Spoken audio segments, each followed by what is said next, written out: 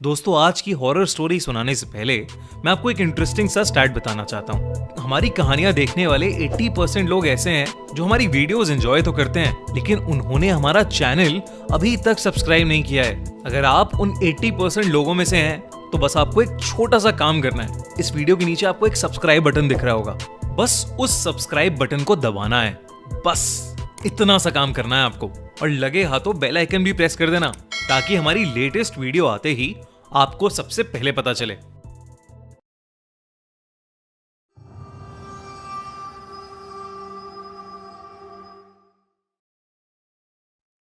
दिवाली का राक्षस।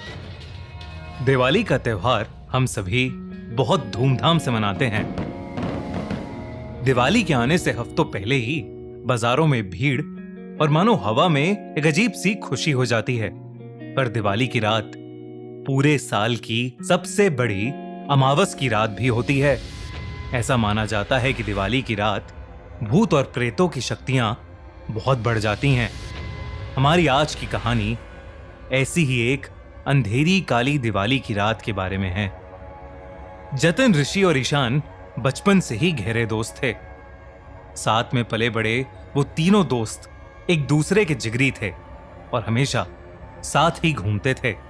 पर जब ऋषि और उसकी फैमिली ने इंडिया से बाहर सेटल होने का डिसाइड किया, तो ये उन तीनों के लिए मानो आखिरी दिवाली थी जो वो साथ में मनाने वाले थे।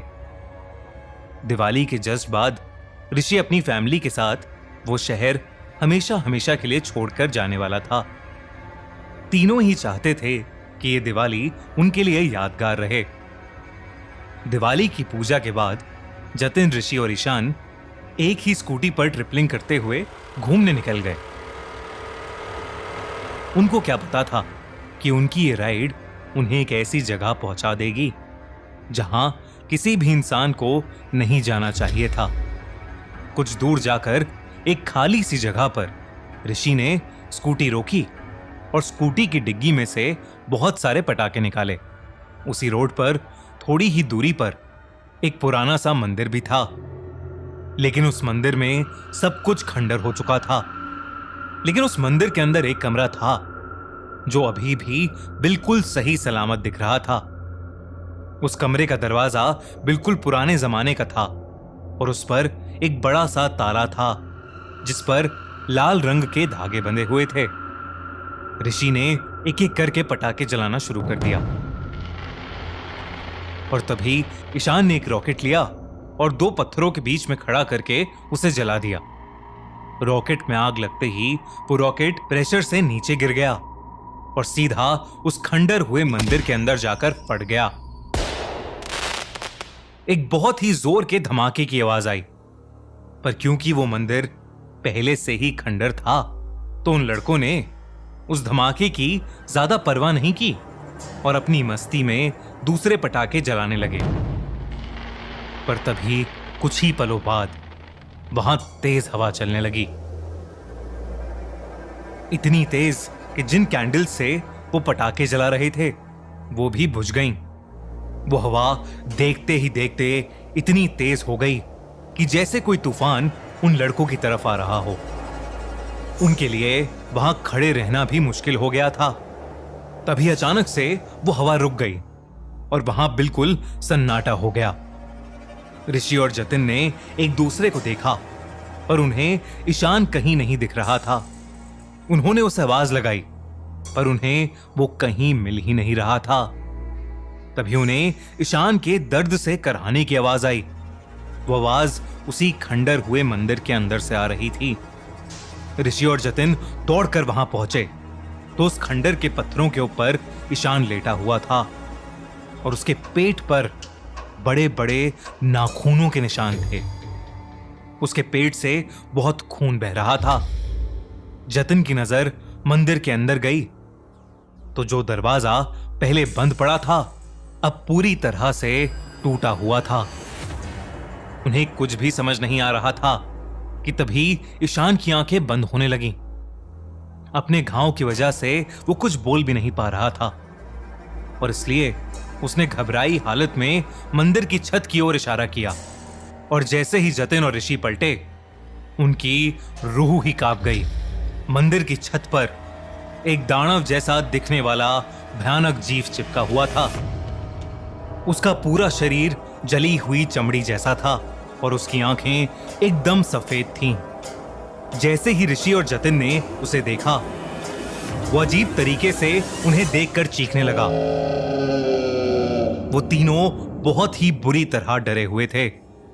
ऋषि और जतिन ने ईशान को उठाया और उस मंदिर से बाहर भागे। वो अजीब सा दानव भी उनके पीछे भागता हुआ छत से नीचे आ गया। उन तीनों को अपनी मौत नजदीक आते दिख रही थी। ईशान को उठाकर भागना बहुत मुश्किल हो गया था और बहुत ज्यादा खून बहने की वजह से ईशान अपने होश भी खोने लगा था। जैसे तैसे करके वो तीनों उसी रोड पर भागते गए। कुछ देर तक भागने के बाद उन्होंने देखा कि वो जीव अब उनके पीछे नहीं था।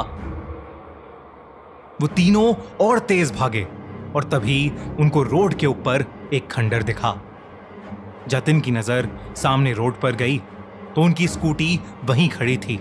ये देखकर वो बहुत डर गए, क्योंकि इसका मतलब था वो वहीं पर वापस आ गए थे जहां से भागकर वो निकले थे। और जो खंडर उन्हें दिख रहा था वो वही खंडर हुआ मंदिर था जहां पर उन्हें वो राक्षस दिखा था। उस मंदिर के बंद दरवाजे के अंदर एक छोटा सा कमरा था जहां एक मूर्ति लगी थी, और वो मूर्ति किसी और की नहीं बल्कि उसी दानव की थी जो उनके पीछे पड़ा था।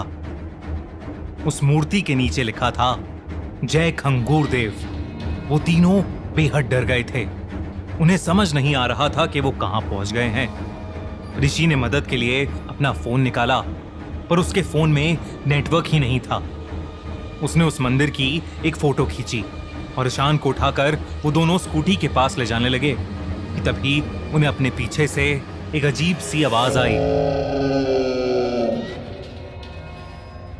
उस दिवाली के दिन के बाद ऋषि, जतिन और ईशान कहां गए ये किसी को नहीं पता। पुलिस को उस मंदिर के पास से सिर्फ ऋषि का फोन मिला था जिसके अंदर उस खंडर की एक फोटो थी। जब उस इलाके के पुजारी को यह पता चला कि उस खंडर में यह हादसा हुआ है, उसने उसी दिन ही उस जगह को छोड़ दिया। उस पुजारी ने उस इलाके के बाकी लोगों को भी बताया कि करीबन 500 साल पहले खंगूर नाम का एक दानव धरती पर आ गया था। वो इंसानों को खाकर अपनी शक्ति बढ़ाता था।